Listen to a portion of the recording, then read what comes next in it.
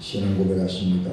전능하사 천지를 만드신 하나님 아버지를 내가 믿사오며 그 외아들 우리 주 예수 그리스도를 믿사오니 내 성령으로 잉태하사 동정녀 마리아에게 나시고 본디오 빌라도에게 고난을 받으사 십자가에 못 박혀 죽으시고 장사한 지 사흘 만에 죽은 자 가운데에서 다시 살아나시며 하늘에 오르사 전능하신 하나님의 편에 앉아 계시다가 저희로서 산 자와 죽은 자를 심판하러 오시리라. 성령을 믿사오며 거룩한 공회와 성도가 서로 교통하는 것과 죄를 사하여 주시는 것과 몸이 다시 사는 것과 영원히 사는 것을 믿사옵나이다. 아멘.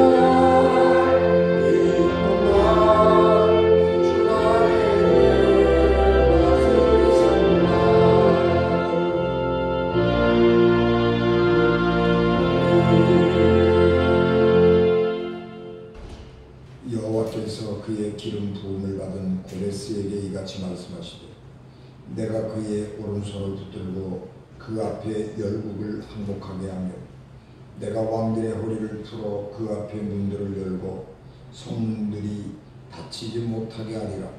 내가 너보다 앞서가서 험한 곳을 평탄하게 하며 논문을 쳐서 부수며 쇠빗장을 꺾고 내게 흑암 중의 보화와 은밀한 곳에 숨은 재물을 주어 내 이름을 부르는 자가 나 여호와 이스라엘의 하나님인 줄을 내가 알게 하리라. 내가 나의 종 야곱 내가 택한 자 이스라엘을 위하여 내 이름을 불러 너는 나를 알지 못하였을지라도 내게 칭호를 주었노라. 나는 여호와라. 나 외에 다른 이가 없나니 나밖에 신이 없느니라. 너는 나를 알지 못하였을지라도 나는 내 띠를 동일 것이요 해 뜨는 곳에서든지 지는 곳에서든지 나밖에 다른 이가 없는 줄을 알게 하리라. 나는 여호와라. 다른 이가 없느니라.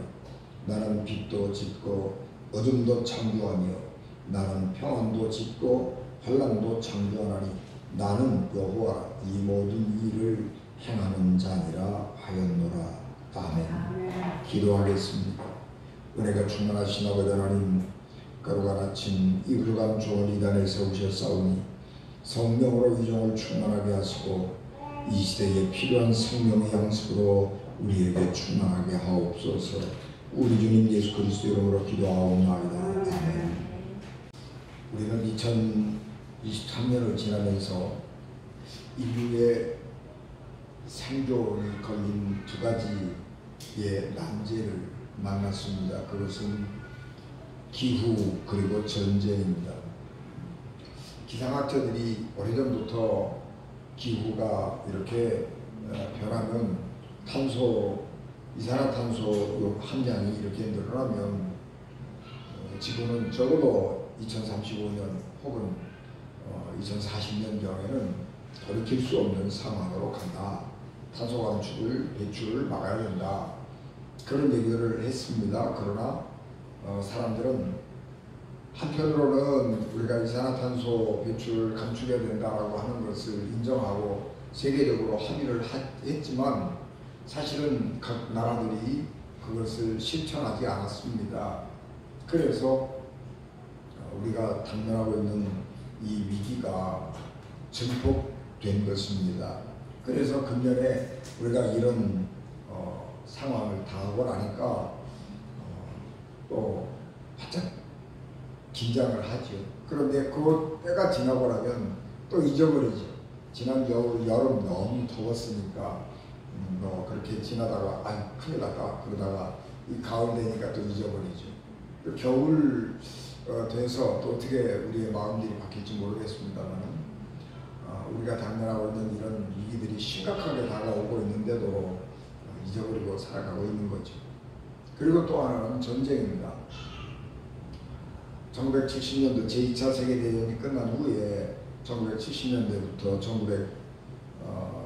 2010년까지 적어도 이렇게 한 40년간 세계적으로 평화가 찾아왔고 세계는 인류 역사상 가장 평화롭고 안정되고 번영을 부과했던 시기를 지났습니다. 그런데 러시아가 우크라이나를 침략하게 되었고 또 이스라엘이 하마스가 팔레스타인이 이스라엘을 공격하면서 이스라엘과 이 팔레스타인 특별히 하마스 사이에 전쟁이 격렬해지고 있죠. 그래서 세계가 긴장하고 있는 것입니다. 이 전쟁은 왜 굉장히 중요한 전쟁이냐 그러면 이것은 두 나라의 단순한 전쟁이 아니고 이것은 세계가 결집하는 전쟁이 될 가능성이 높기 때문에 그렇습니다. 러시아가 우크라이나를 침략했다라고 하는 단순한 그래서 러시아와 우크라이나와의 전쟁이 아니고 이 전쟁은 유럽 그리고 사회주의라고 하는 체제 대결 형식을 띠고 있기 때문에 이게 세계적인 전쟁으로 발전할 가능성도 있고 세계 경제에 굉장히 큰 충격을 줄 수도 있기 때문에 그렇습니다. 또 마찬가지로 이스라엘과 팔레스타인의 전쟁도 마찬가지인데 이 전쟁들은 폭발력이 커서 세계 전쟁으로 번질 수 있는 가능성들이 굉장히 많기 때문에 우리가 이 두 전쟁을 아주 두려운 마음으로 주시하고 있게 되는 것입니다. 우리는 이런 어려운 상황을 만나면서 우리 자신들을 다시 한번 돌아보게 됩니다. 이 기후위기를 인간이 어떻게 극복할 것이냐 하는 것은 여러 가지 기술적인 문제들을 가지고 어떻게 탄소를 포집하느냐 또는 탄소를 어떻게 배출을 시키지 않느냐 이런 것들에 대한 문제일 수도 있지만 한편으로는 우리 속에 가지고 있는 이 탐욕을 어떻게 할 것이냐 라고 하는 문제와 연결되는 것입니다. 그래서 근본적으로 이 기후위기를 극복할 수 있는 방법은 인간이 탐욕을 그치고 소비를 줄이지 않으면 안 된다고 하는 것입니다. 인간의 욕망은 끝이 없어서 한없이 편안하게 살고 싶고 한없이 더 많은 것을 소유하고 누리면서 살고 싶은 것이죠. 그 탐욕이 오늘 이 지구를 이렇게 황폐하게 만들어버리고 있는 것입니다. 그렇기 때문에 우리가 이 기후 위기를 극복할 수 있는 유일한 길은 우리가 탐욕을 멈추고 조금은 우리가 불편할지라도 우리가 삶을 절제하고 소비를 줄여서 지구 자원을 낭비하는 일이 없도록 해야 되겠다. 그런 자각을 하게 되는 것입니다.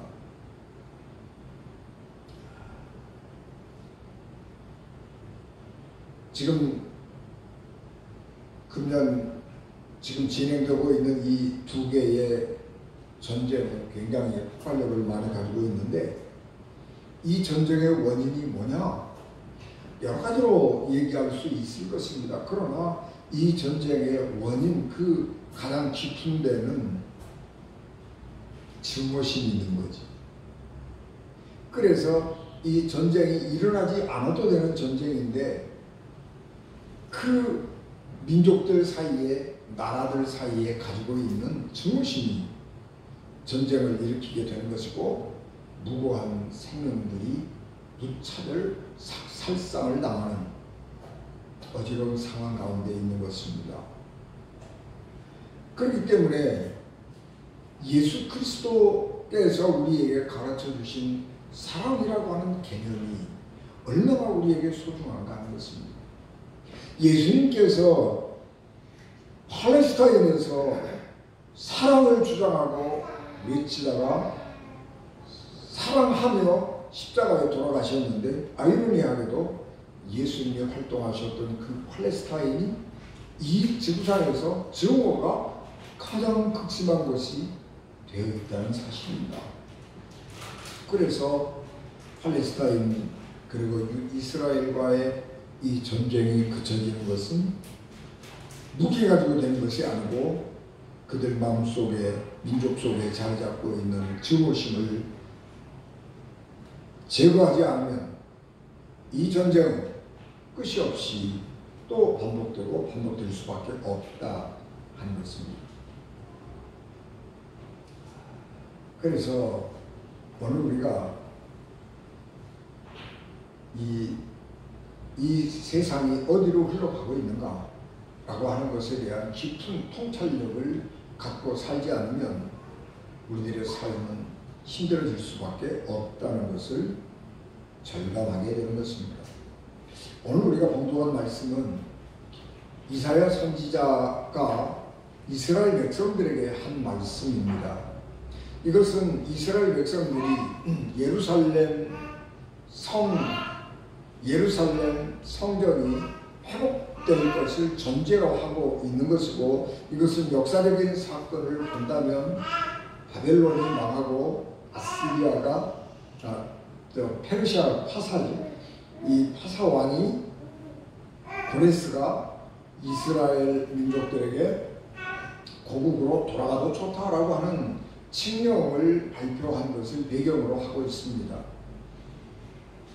이스라엘 백성들은 하나님의 백성이라고 하는 자부심을 가지고 살았지요. 그리고 세계 유일하게 예루살렘 성전 안에 하나님을 모시는 법궤가 있고 그래서 하나님은 이스라엘 예루살렘 성전에 살고 계신다고 믿었습니다. 그렇기 때문에 유대인들은 이스라엘은 망하지 않는다. 그리고 적어도 이 예루살렘은 절대로 망하는 일이 없을 것이다. 그런 확신 가지고 살았습니다.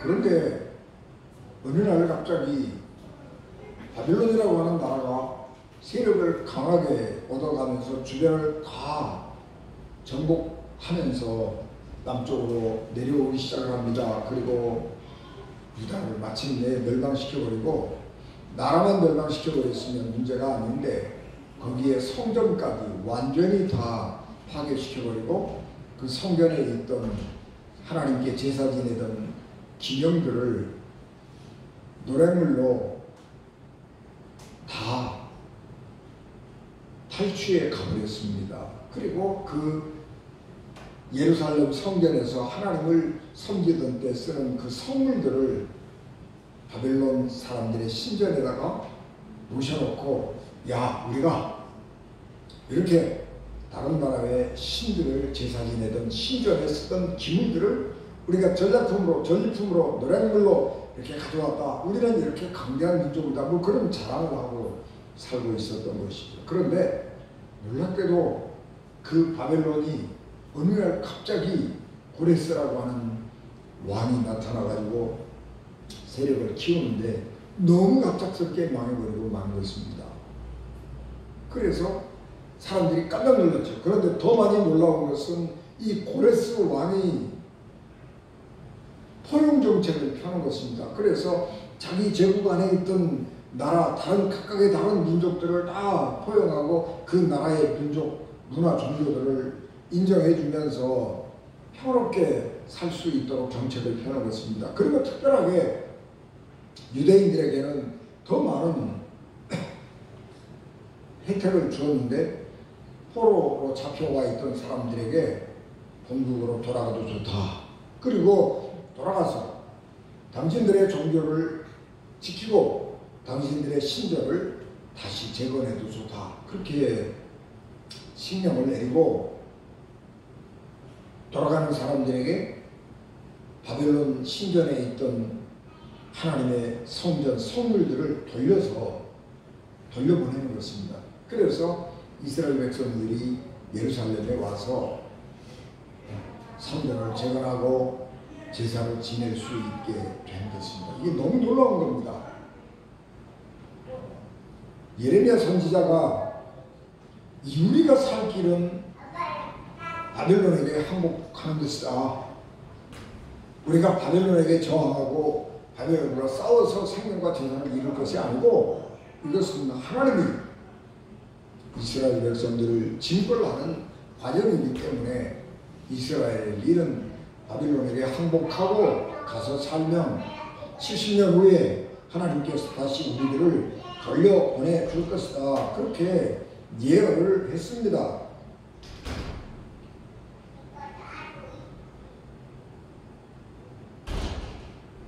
그래서 예레미야 25장 10절 11절 내가 그들 중에서 기뻐하는 소리와 즐거워하는 소리와 신랑의 소리와 신부의 소리와 맷돌 소리와 등불빛이 끊어지게 하리니 이 모든 땅이 폐허가 되어 놀랄 일이 될 것이며 이 민족들은 70년 동안 바벨론 왕을 섬기리라. 그렇게 예언을 했습니다. 그러나 이스라엘 백성들은 그 말을 믿지 않았지요.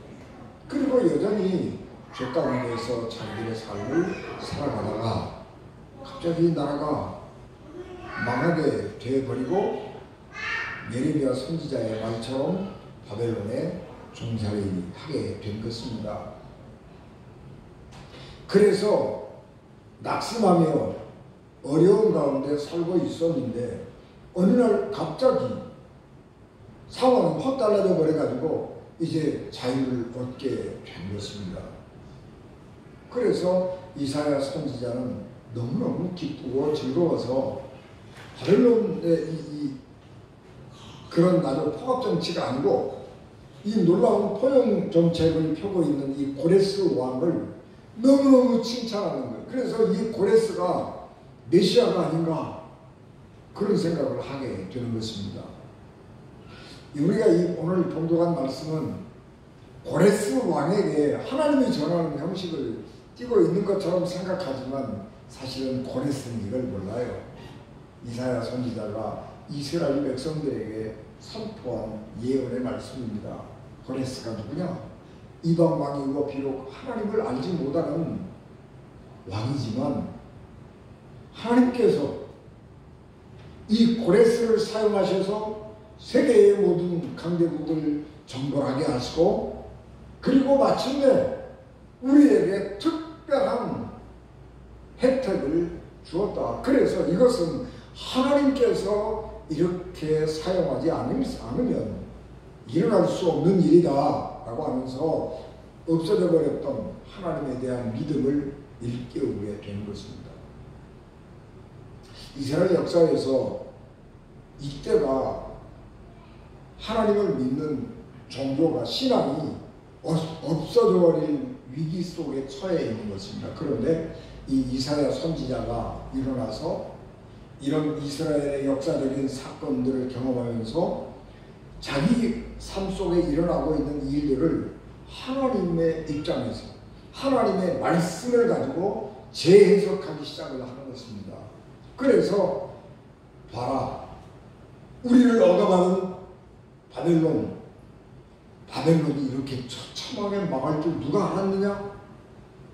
고레스라고 하는 왕이 세계의 대제국이 되면서 약속인 이스라엘에게 이와 같은 특혜를 베풀어 줄 줄 누가 알았겠느냐? 아무도 예측하지 않았죠. 그런데 이런 일이, 놀라운 일이 일어난 것은 하나님께서 고레스를 사용하셔서 이스라엘을 구원하고자 하시는 하나님의 뜻이 아니냐. 그렇기 때문에 고레스는 하나님이 기름 부어 세운 이스라엘 민족에게는 메시아 같은 놀라운 존재이다 라고 선언을 하게 되는 것입니다.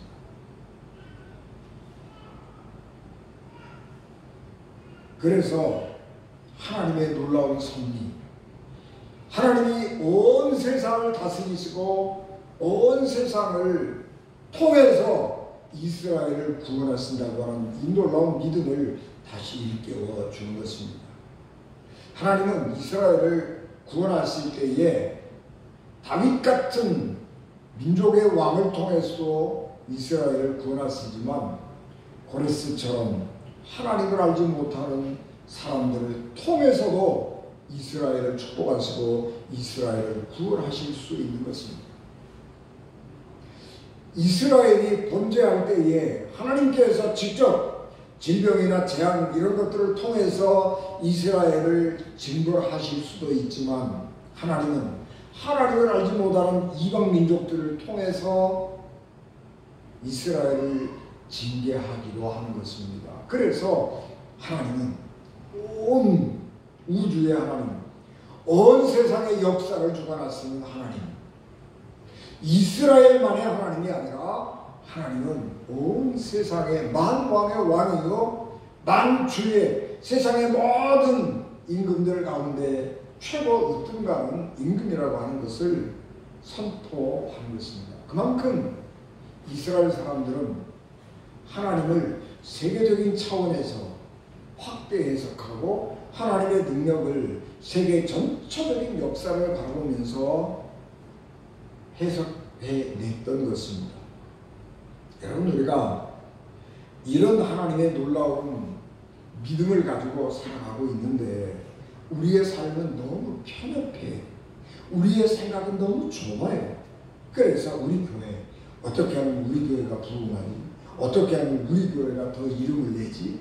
어떻게 하면 우리 교회에 더 많은 사람들이 오게 하고 우리 교회 이름으로, 그런 생각 너무 편협하다는 거예요.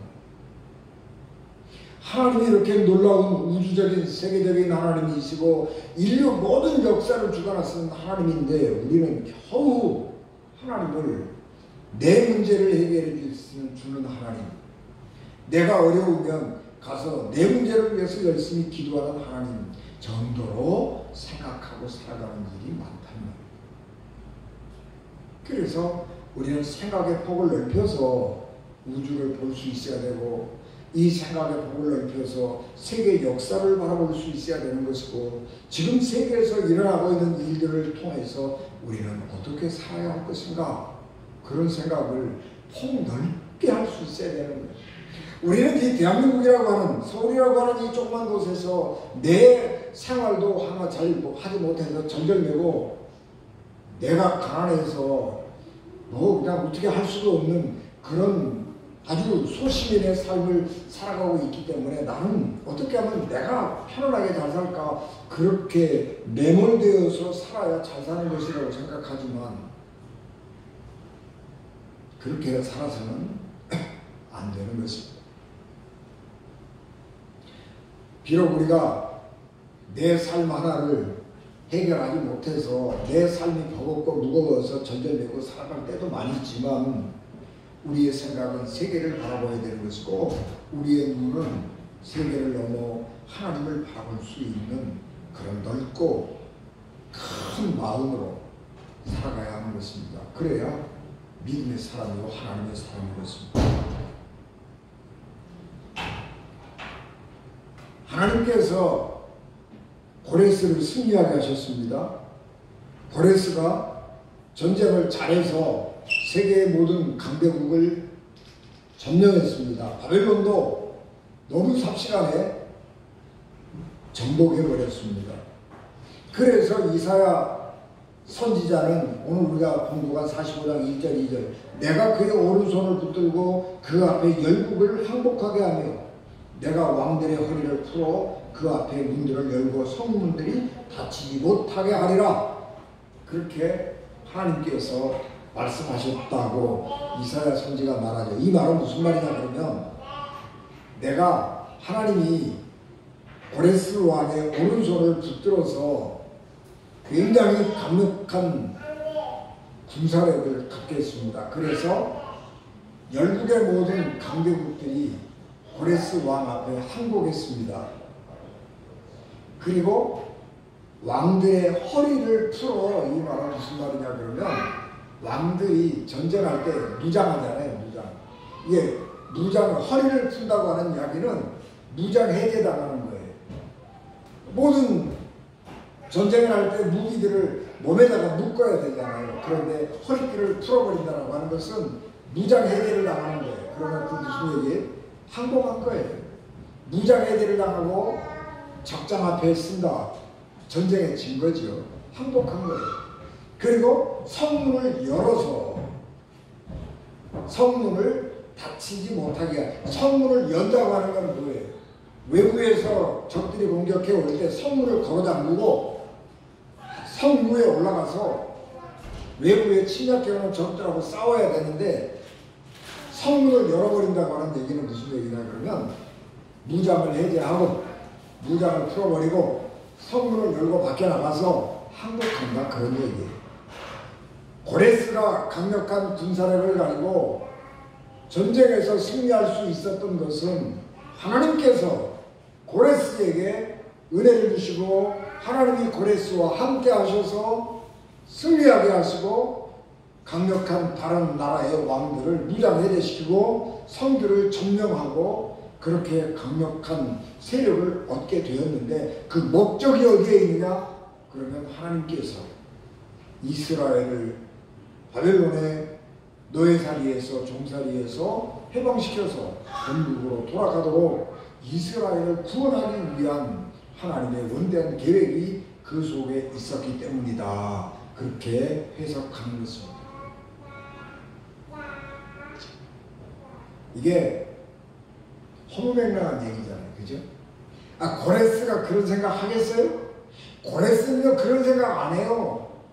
고레스는 내가 군사력이 강하고 내가 지력이 뛰어나고 내가 전술이 탁월해서 내가 이 강대국들을 다 점령한 것이지 무슨 보이지 않는 이스라엘의 하나님이 나를 도와서 그렇게 했냐. 고레스는 생각 안 하는 거예요. 그런데 이스라엘의 사람들은 자기들이 본 혜택, 고레스 때문에 자기들이 본 혜택이 있는데 그 혜택을 다시 생각하는 거예요. 아니 왜? 고레스가 왜 우리한테 이렇게 특혜를 주는 거지? 고레스 왕이 이스라엘 사람들에게 특혜를 줄 이유가 없잖아요. 아무리 찾아봐도 이유가 없어요. 그런데 이런 놀라운 혜택을 고레스 왕이 이스라엘 백성들에게 주는 거예요. 그런데 믿음을 가지고 고레스 왕의 모든 행적을 다시 해석을 해보면 이거는 하나님의 섭리야. 이스라엘 백성을 구원하고자 하는 하나님의 섭리야. 그런 생각을 하게 되는 것입니다. 그러니까 하나님은 우리의 힘을 키워서 우리가 외적들과의 전쟁을 통해서 독립을 얻기도 하고 강대한 나라가 될 수도 있지만 우리는 가만히 있는데 우리는 전쟁도 안 하고 피도 안 흘리고 재산상의 생명에 아무 손실도 없었는데 어떤 외부의 어떤 세력들이 자기들이 가서 생명을 잃고 전쟁하고 노력하고 막 죽고 살고 그러면서 얻어진 그 결과가 우리한테 최고로 혜택이 돌아온단 말이에요. 그러면 그건 뭐예요? 하나님 은혜로. 그래서 이사야 선지자는 하나님의 말씀을 이스라엘 백성들에게 이렇게 전하는 것입니다. 세계 정세가 이렇게 흘러가는 것은 하나님이 우리를 구원하시기 위한 계획 속에서 이루어진 것이다. 그렇게 해석하는 거예요. 여러분, 역사는 뭐예요? 해석하는 거예요. 사건, 그게 중요하지 않아요. 사건들이 우리 계속해서 이어져 왔잖아요. 그 사건들, 일어난 사건들을 역사가는 그 사건들을 쭉 나열해 놓고 그 사건들 속에서 나타나는 공통점들을 찾으면서 역사의 의미를 찾고 해석을 하는 거예요. 우리 그리스도인들은, 우리 신앙인들은 인류 역사에서 일어나는 수없이 많은 사건들을 놓고 믿음의 눈으로 해석을 다시 하는 거예요. 그것이 믿음이에요. 사실들, 그건 중요하지 않아요. 사실 속에서 담겨진 의미를 어떻게 발견하느냐라고 하는 것이 중요한 거예요. 여러분, 우리가 개인적으로도 삶을 살아오면서 아주 우여곡절을 많이 겪잖아요. 어떤 사람은 잘 나가서 승승장구하고 부귀영화를 누리는 사람도 있고, 어떤 사람들은 시련과 역경을 겪으면서 힘겹게 살아가는 사람들 있잖아요. 그런데 그 나름대로의 삶을 살아가면서 그 삶이 망가지지 않아야 된다는 거예요. 잘 나가는 사람들은 교만해져서 사치하고 자기 그 권력 가지고 가난하고 힘없는 사람들 것 빼앗아다가 부귀영화를 누리는 범죄, 죄악을 행할 가능성이 굉장히 높고, 가난하고 어렵고 힘겹게 살아가는 사람들은 내 삶은 뭐야? 나는 이거 아무리 해도 안 되네? 그런 생각을 하면서 좌절하기가 쉬운 거예요. 그러면 인생 망가지는 거예요. 근데 문제는 어떤 경우라도 하나님이 내게 왜 이런 일을 하시지? 라고 하면서 하나님의 그 마음을 발견하는 거예요. 그래서 히브리서 11장에 보면 하나님의 일을 하는 사람들 가운데 어떤 사람은 부귀영화를 얻은 사람도 있지만 하나님의 일을 하다가 어떤 사람들은 박해를 받은 사람들도 있는데요. 심지어는 생 가족을 홀랑 다 먹기는 고통을 당하는 그 일을 당하고도 죽어버린 사람도 있고, 어떤 사람은 톱으로 사람 몸을 반조각을 내버리는 고통 속에서 죽어가는 사람도 있고, 불공평하잖아요. 아니, 어떤 사람은, 하나님 어떤 사람은 예수 믿고 부귀영화를 누리고 사는데 어떤 사람은 예수 믿고 그렇게 고통당하고 살아가는 거예요. 이런 일들이 우리 속에 있지만 이런 일들 속에서 우리는 나를 향한 하나님의 뜻이 무엇인가를 찾아내는 거예요. 그것이 믿음이에요. 세계의 정세들을 가면서 세계 역사들이 변화, 전쟁, 이런 변하는 역사들을 바라보면서 하나님이 이 일을 통해서 우리에게 무엇을 말씀하시는 것이지? 그런 생각을 찾는 거예요. 경제학자들이 세계가 너무 빠르게 변해가잖아요. 세계가 너무 빠르게 변해가고 있습니다. 아니, 중국이 잘 나갈 줄 알았는데 중국 경제가 저렇게 망가질 줄 누가 알았어요? 그런데 어떤 경제학자들은 이제 세계가 한국을 주목할 때가 된다. 한국이 세계의 강대국이 될 수 있는 기회가 오고 있다. 그렇게 예고하는 거예요.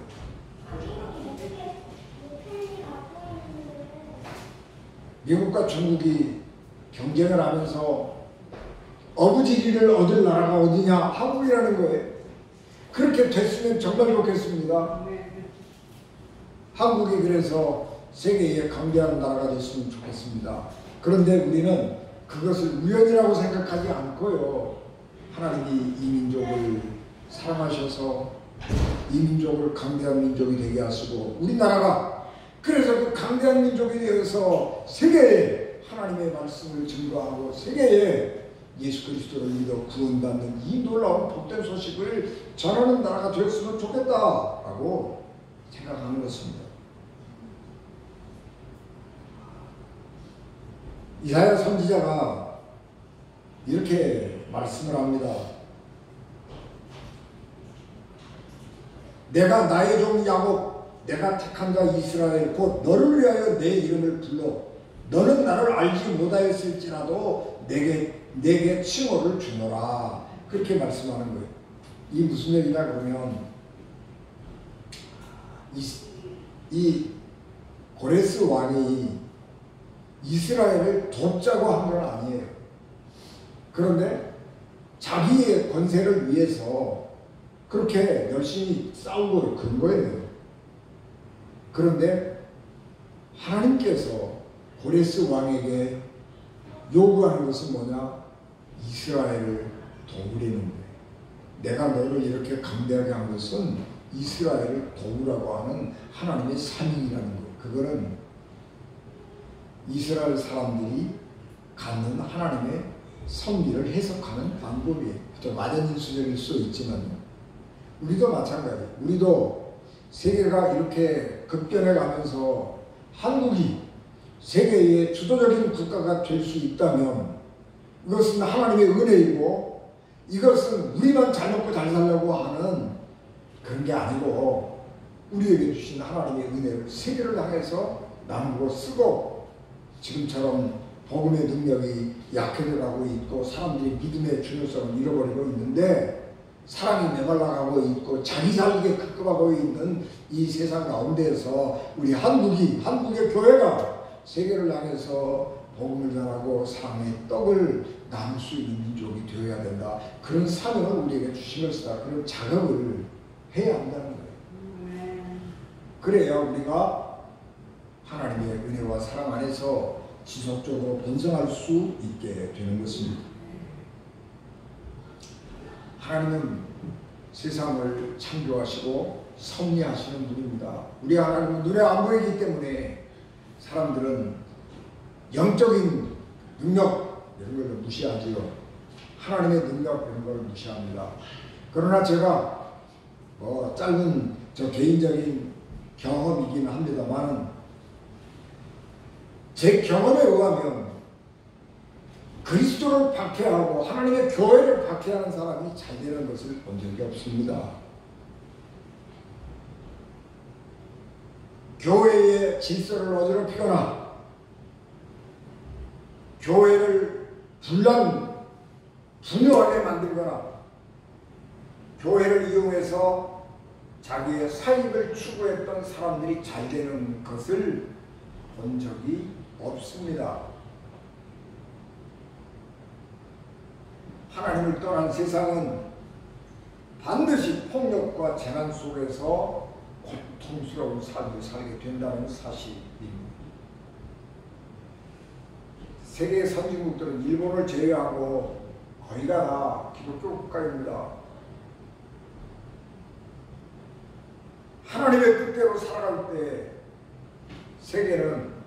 인간은 생육하고 번성하는 하나님의 축복을 누릴 수 있기 때문입니다. 우리 그리스도인들은 이런 생각들을 할 수 있어야 돼요. 사건들, 무슨 사건이 일어났네? 그런 것을 아는 것이 중요한 것이 아니고 그런 일련의 사건들 속에서 이 세상이 어디로 가는지 그러면 하나님은 우리를 어디로 부르시는지 그런 것들을 생각하고 살 수 있어야 하는 것입니다. 사울이 열심히 유대교에 대한 열심히 특출해서 예수님을 믿는 사람들을 잡아 죽이고 처형했습니다. 그것도 분이 안 풀려서 외국에 가 있는 그리스도인들, 도망가 있는 그리스도인들 잡으려고 다메섹으로 가던 길에 부활하신 예수 그리스도를 만났습니다. 그리고 그가 강력한 비 때문에 소경이 되었죠. 그가 다메섹에 들어갔을 때 아나니아가 다윗의 머리 위에 손을 얹고 기도할 때에 그 눈에서 비늘 같은 것이 벗어졌습니다. 사도행전 9장 19절에 보면 즉시 사울의 눈에서 비늘 같은 것이 벗어져 다시 보게 됩니다. 사울의 눈에서 비늘 같은 것들이 벗어져서 다시 보게 될 때에 그는 세상을 예수 그리스도의 눈으로 보게 된 것이고 자기의 눈, 유대교의 눈으로 보지 않게 되었습니다. 그래서 그런 일생을 예수 그리스도를 전하는 일에 완전히 바치고 말았습니다. 여러분, 우리가 이 땅에 살면서 그런 죄악의 눈 벗어야 하는 것이고 은혜의 눈으로 다시 거듭나야 하는 것입니다. 세상의 눈에 보이는 것에 의해서 살고 죽는 것이 아니라 눈에 보이지 않는 하나님의 섭리의 손길에 의해서 인간은 죽기도 하고 살기도 하는 것입니다. 그래서 우리는 이런 믿음의 능력을, 믿음의 통찰을, 영적 통찰을 얻기 위해서 우리는 하나님의 말씀을 사랑하고 기도하면서 세상을 살피고 해석할 줄 아는 그런 믿음의 능력을 갖고 살아야 하는 것입니다. 말뿐인 그리스도인은 의미가 없습니다. 말뿐인 그리스도인은 믿음의 능력을 절대로 소유할 수 없습니다. 힘들고 어려워도 믿음으로 하나님의 영광을 위해 진리의 삶을 사는 그리스도인이 되어야 하는 것입니다. 내 눈에 보이는 것이 진리는 아닙니다. 진리라고 하는 것은 사건들을 모아놓고 흐름들을 찾으면서 하나님의 말씀으로 다시 들여다보고 해석할 때에 발견될 수 있는 보배입니다. 그렇기 때문에 우리는 이 믿음의 보배를 발견하기 위해서 말씀으로 성찰하고 기도하면서 하나님의 은혜를 구하는 삶을 살아야 합니다. 이사야 40장 6절에서 8절 말하는 자의 소리여 이르되 외치라 대답하되 무엇이라 외치리까 이르되 모든 육체는 풀이요 모든 아름다움은 들의 꽃과 같으니 풀은 마르고 꽃이 시들면 여호와의 기운이 그 위에 불리라. 이 백성은 실로 풀이로다. 풀은 마르고 꽃은 시들아 우리 하나님의 말씀은 영원히 서리라 하라. 여러분, 세상이 어떻게 변할지라도 세상은 풀과 같이 시들어가고 꽃과 같이 시들어갈 것이지만 하나님의 말씀은 영원하고 하나님의 말씀으로 살아가는 사람만이 이 땅에서 별처럼 빛나는 영혼을 가지고 살아갈 수 있을 것입니다. 그러므로 믿음으로 하나님의 진실을 사는 우리 ön진 가족 되시기를 주 예수 그리스도 이름으로 축복합니다.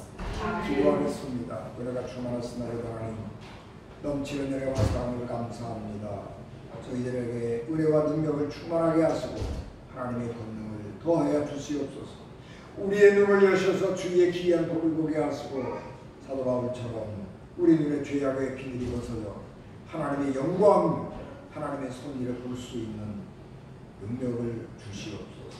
예수님 이름으로 기도하옵나이다.